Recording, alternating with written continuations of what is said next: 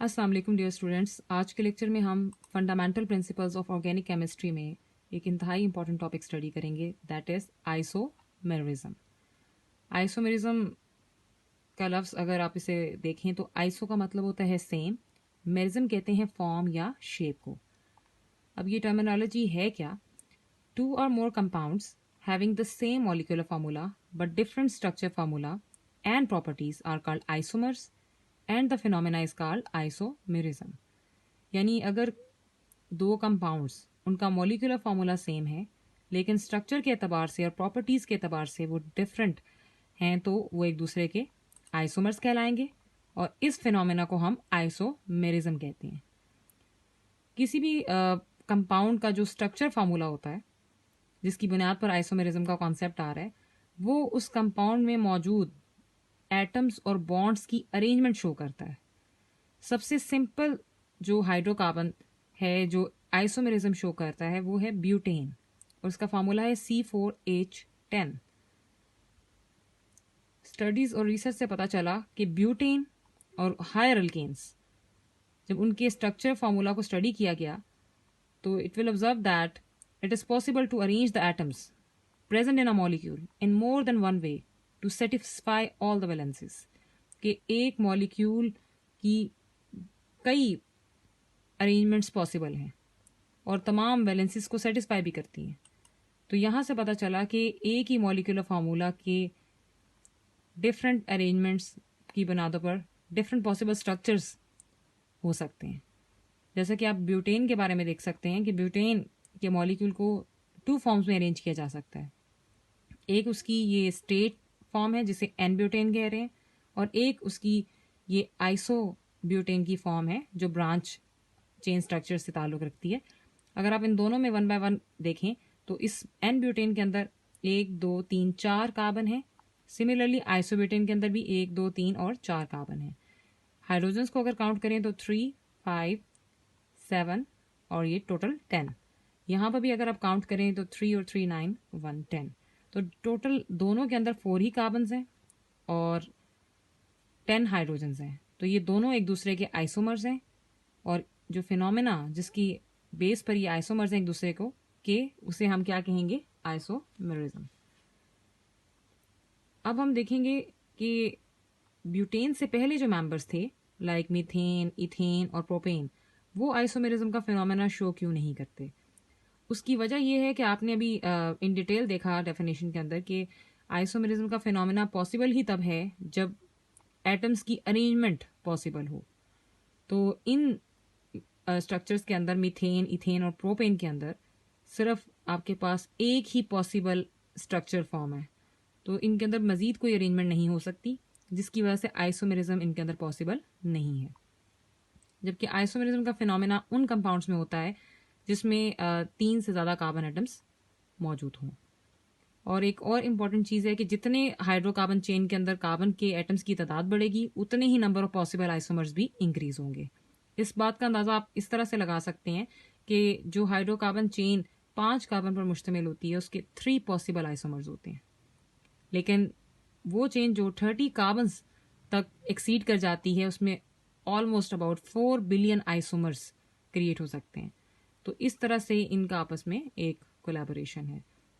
अब हम देखते हैं टाइप्स ऑफ आइसोमेरिज्म।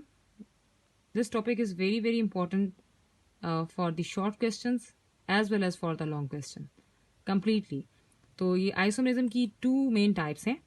पहली टाइप को हम कहते हैं स्ट्रक्चर आइसोमेरिज्म, दूसरी टाइप है जी ज्योमेट्रिक आइसोमेरिज्म या इसे सिस ट्रांस आइसोमेरिज्म भी कहते हैं। स्ट्रक्चर आइसोमेरिज्म को अगर हम देखें जो पहली टाइप है, आज हम इसी को स्टडी करेंगे। तो स्ट्रक्चर आइसोमेरिज्म क्या है? तो इसके नाम से जाहिर होता है कि कुछ स्ट्रक्चर के अंदर चेंजेस हम देखेंगे। The isomerism which arises due to the difference in the arrangement of atoms within the molecule is called structural isomerism। यानी आइसोमेरिज्म की वो टाइप जिसमें किसी भी मॉलिक्यूल में आप एटम्स की अरेंजमेंट के डिफरेंट होने की बुनियाद पर जो स्ट्रक्चर्स देखते हैं वो स्ट्रक्चरल आइसोमेरिज्म कहलाते हैं। ऑलमोस्ट जितने भी ऑर्गेनिक कंपाउंड्स हैं या उनसे डिराइव होने वाले मेंबर्स हैं वो स्ट्रक्चरल आइसोमेरिज्म का फिनोमेना एग्जिबिट करते हैं। और स्ट्रक्चर आइसोमेरिज्म की फर्दर 5 टाइप्स हैं फर्दर, यानी 5 डिफरेंट वेज में ये कोई भी कंपाउंड स्ट्रक्चर आइसोमेरिज्म शो कर सकता है। पहली है जी चेन आइसोमेरिज्म, दूसरी है पोजीशन आइसोमेरिज्म, तीसरी है functional group isomerism, fourth one है मेटामेरिज्म, फिफ्थ है जी tautomerism. And all these are very important. किसी से भी आप डेफिनेशन के अतबार से अगर हम देखें तो शॉर्ट क्वेश्चन में ये अलॉन्ग विद एग्जांपल्स पूछी जा सकती हैं।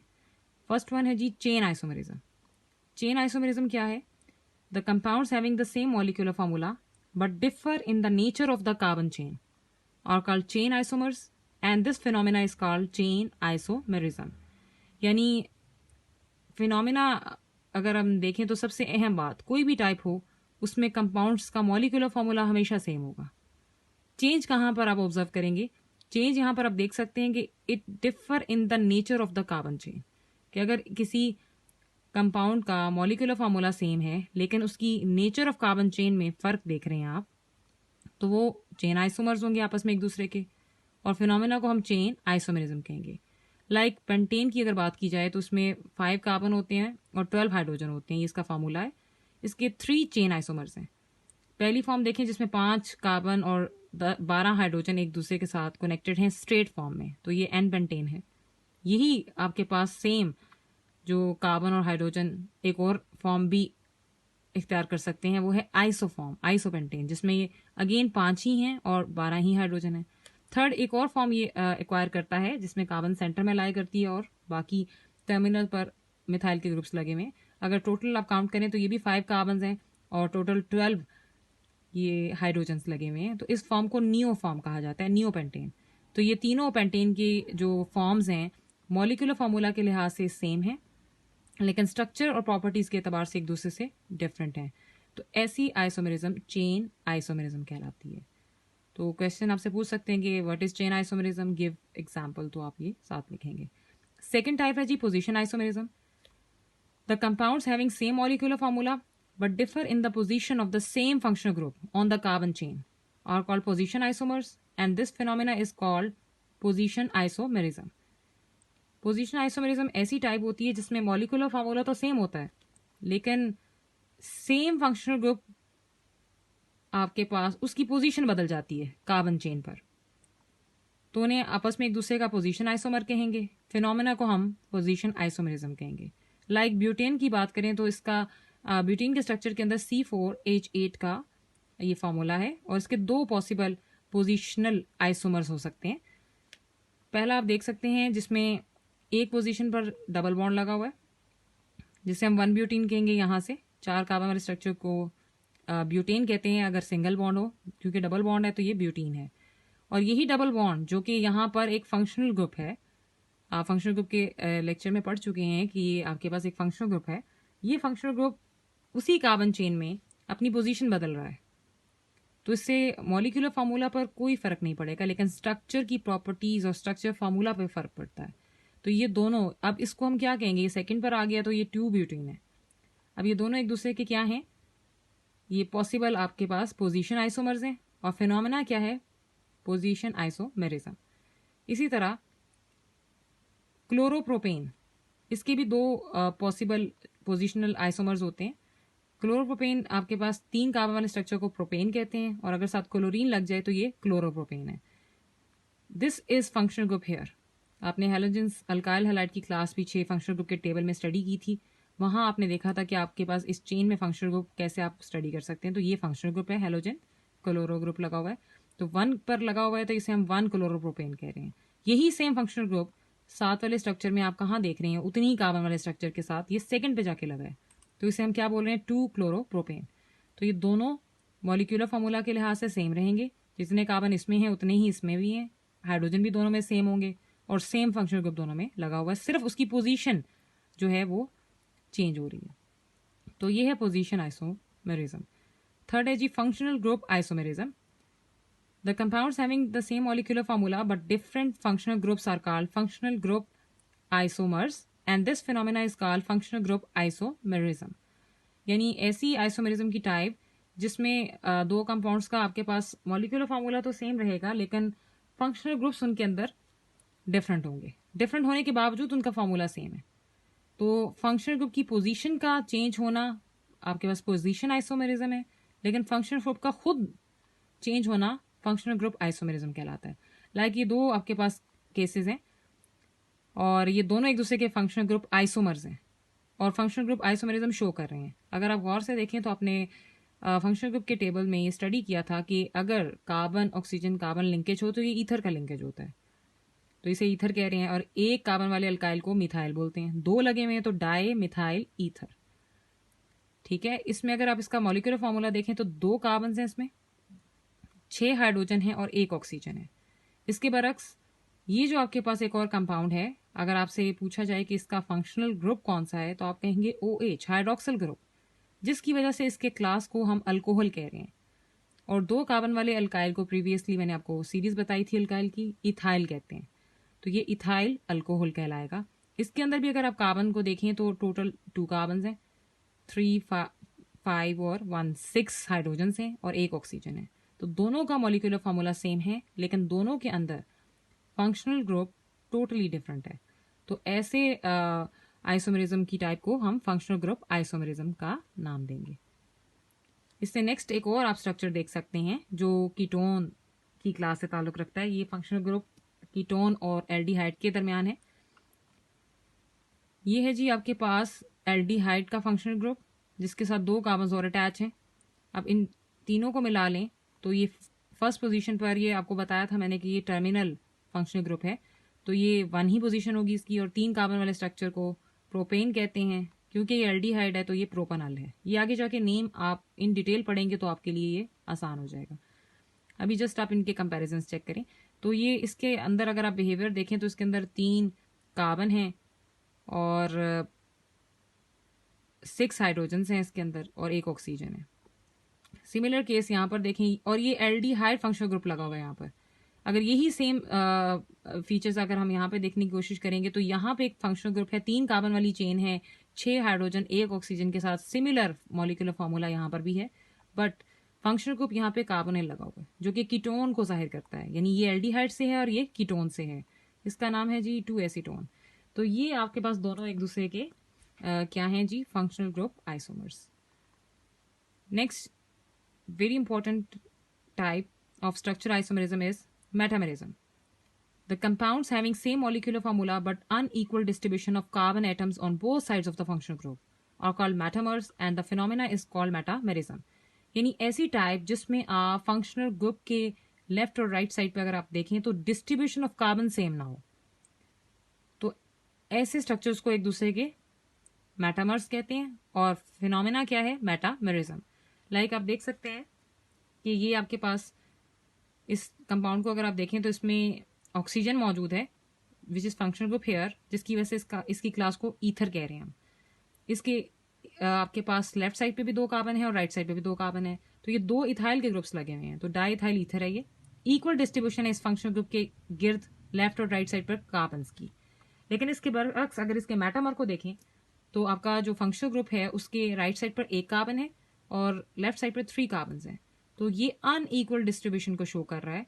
तो हम इसे नाम के एतबार से मिथाइल, स्टेट में प्रोपाइल लगा हुआ तो एन प्रोपाइल और ईथर कहेंगे। तो ये और ये एक दूसरे के मेटामर्स हैं, मॉलिक्यूलर फार्मूला इनका सेम है लेकिन स्ट्रक्चर के एतबार से ये डिफरेंट है। नेक्स्ट जो है ये है जी, इसमें फंक्शनल ग्रुप अगर आप एसेस करें तो ये कीटोनिक क्लास से ताल्लुक है इसका। कार्बोनिल का फंक्शनल ग्रुप जिसके लेफ्ट और राइट दोनों साइड्स पर इक्वल नंबर ऑफ कार्बन हैं, 2 और 2। लेकिन अगर आप इसका मेटामर स्टडी करें तो ये आप देख सकते हैं इस फंक्शनल ग्रुप के लेफ्ट साइड पर 1 कार्बन है जबकि राइट साइड पर 3 कार्बन हैं, जो फंक्शनल ग्रुप के लेफ्ट और राइट पर अनइक्वल डिस्ट्रीब्यूशन को शो कर रही है। तो जहां पे भी आप फंक्शनल ग्रुप के अनइक्वल डिस्ट्रीब्यूशन देखेंगे तो वहां पर मेटामेरिज्म होगी, लेकिन फंक्शनल ग्रुप सेम रहना चाहिए। पहले तो जो आप पिछली क्लास पढ़ रहे थे उसमें फंक्शनल ग्रुप डिफरेंट होता था, लेकिन यहाँ फंक्शनल ग्रुप सेम होगा, सिर्फ कार्बन की जो डिस्ट्रीब्यूशन है वो अनइक्वल होगी।